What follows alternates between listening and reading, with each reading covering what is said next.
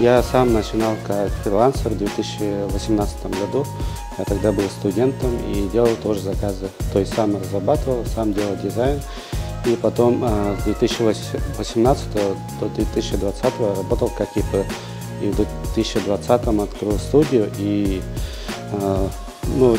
соответственно, нанял разработчиков, увеличил штат и также начал работать.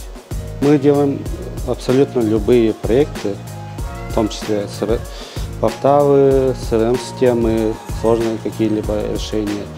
Мы разработали мобильное приложение Bodyline, это фитнес-приложение.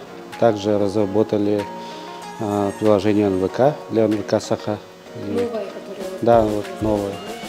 И также делали совершенно разные приложения. Это, там, например, аналог доска ИКТ, еще какие-то аналоги. Вот.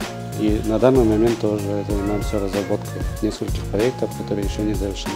Будущие планы – это расширяться, развивать республику, развивать регион.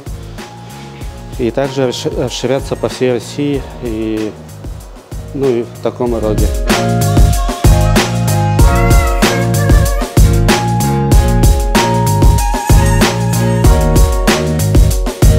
Вообще самая крупная разработка, такая вот, где больше всего пользователей, это, во-первых, естественно, мобильное приложение НВК Саха. На данный момент стримы и просмотры, и новости там читают очень много людей. Хотя это приложение мы выпустили буквально недавно.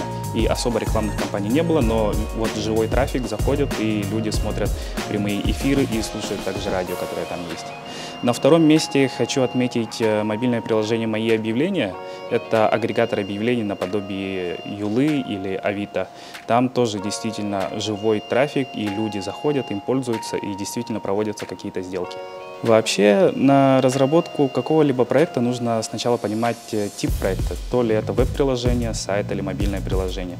Если это сайт, то, в принципе, за месяц его можно сделать спокойно, с учетом дизайна, разработки и этапа тестирования. А если это мобильное приложение, то там уже идет от 2 месяцев разработка.